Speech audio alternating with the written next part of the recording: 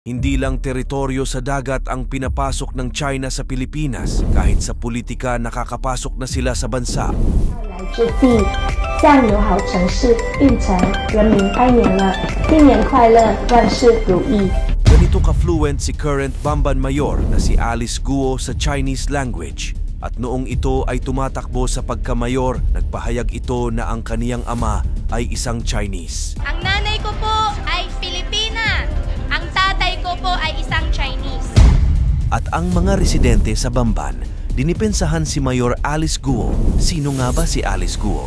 Isa nga ba siyang Pilipino o isang padala ng China upang malaman ang sistema ng politika at maging threat sa national security? Ang tunay na pagkatao ni Bamban Mayor Alice Guo, yan ang ating aalamin. Sa gitna ng pagdududa tungkol sa pagka-Pilipino ni Bamban Mayor Alice Guo, naniniwala ang mga residente sa Barangay Birhen de los Remedios na tunay na Pilipino ang kanilang alkalde.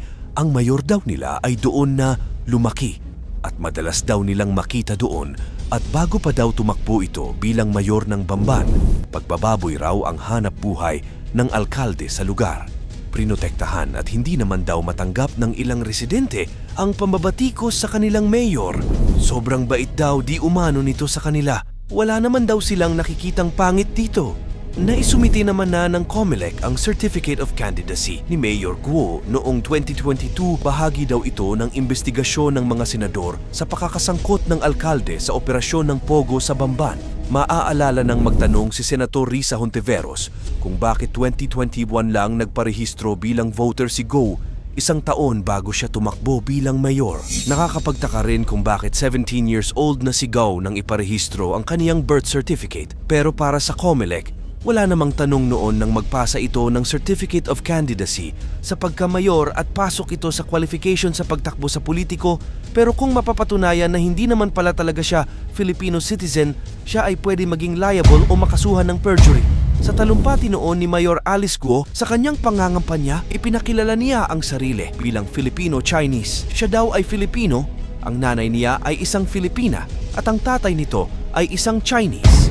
Dahil nga sa issue nitong mayor na pinaghihinalaan ng ilang senador na meron di umanong koneksyon ito sa Chinese government. Kaya ang tanong dito ay posible ba talaga na ang gobyerno ng China ay magpadala ng mga espiya nila sa Pilipinas? At bakit ginagawa ito ng China sa ating bansa? Totoo na, kahit sa iba't ibang mga bansa ay may pinadadala ang China na spy. Tulad na lamang sa investigasyon ng Amerika, ay nalaman nilang ang karamihan sa mga espiya nito ay taga-China. Ang karamihan pa daw sa mga yan ay mga nakapagtapos na sa college at mga professional na talaga.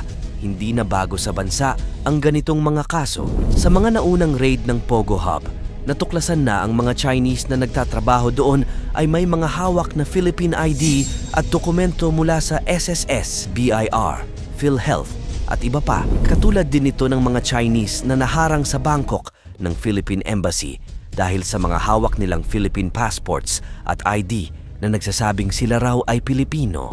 Mayroon pa nang mga dayuhang nakakapasok sa bansa upang gumawa ng krimen gamit ang sagrado nating mga dokumento. Sila, imbes na mga natural-born Filipino, ang nakikinabang sa mga karapatan at social benefits na dapat ay para sa mga Pilipino. Kung mapapatunayan na isang ngang Chinese national si Mayor Alice Guo, katulad ba siya ng hindi matukoy na bilang ng mga Chinese na ipinapasok sa ating gobyerno upang humawak ng impluensya sa ating bansa? Ngayong itinatanggi niyang incorporator lamang siya at hindi may-ari ng Pogo na na-raid sa kanilang lugar, bakit ang metro ng kuryente sa compound ay nakalagay pa rin sa kaniyang pangalan? Bakit sa loob ng 2 beses na pag-raid sa Bamban noong 2023 at March 2024, patuloy pa rin silang nag-ooperate? Hindi kaya malabong protektado ito ni alkalde. Ayon kay Senator Hontiveros, kung ito nga ang magiging ruta ng kanilang investigasyon, hindi lamang nito binabastos ang integridad ng mga opisinang naglalabas ng ganitong dokumento, maaari ding questionin ang mga opisinang nagbigay sa kaniya ng pahintulot na tumakbo sa halalan at ang mga nameke ng kaniyang dokumento. Hindi ito patas lalo pat para sa maraming Pilipino na nahihirapang makakuha ng trabaho dahil sa mga kulang na papeles at mga hinihinging patong-patong na ID. Ang paggamit ni Mayor Guo ng Filipino identity ay isang insulto sa mga totoong Pilipino. Posibleng ginagamit nila ang ilang Chinese na profesional para ito ay hindi panghinalaan ng gobyerno na papasukin nila. Na kung sa Amerika nga ay big issue itong patungkol sa mga espiya galing o ipinapadala ng gobyerno ng China, ay what more pa kaya dito sa Pilipinas, di ba? Posibleng ginagawa ito ng pamahalaan ng China upang makakuha ng mga impormasyon, magkaroon ng impluwensya sa politika at makakuha ng benepisyo sa Pilipinas para pa rin sa sarili nilang kapakinabangan. Sa mukha at apelido pa lang ni Mayor Guo, makikita na isa siyang Chinese. Sa totoo, maraming politiko dito sa Pilipinas ang merong apelidong halatang Chinese naman talaga. Walang kaso sa surname. Ang malaking problema lang kung Chinese na nga yung apelido, tapos hawak pala sila ng gobyerno ng China at isang asset o spy. Diyan talaga tayo magkakaproblema. Samantala, 166 Chinese nationals, kabilang ang mga pogo worker mula Bamban, Tarlac, ang na-deport papuntang Shanghai, China, na sinalakay noong Marso at napag-alamang may kinalaman sa human trafficking, serious illegal detention at pagkakasangkot sa iba't ibang scam. Ang investigasyon sa ni-raid na Pogo Hub na Zoom U1 Technology Incorporated na nagsanga sa connection umano sa Pogo ni Bamban Tarlac Mayor Alice Guo bilang dating incorporator na may-ari ng lupa kung saan ito nakatayo. Sa isa pang investigasyon, nagsasalita nga ba ng Chinese o fluent bang magsalita ng Chinese itong si Alice Guo? Binabati ng mainland China ang pagkapanalo ng first Chinese mayor ng Pilipinas, itong si Alice Guo. Proud ang China na nagkaroon ng first female mayor ang Chinese dito sa Pilipinas at napaka-fluent nito sa pagsasalita ng Mandarin.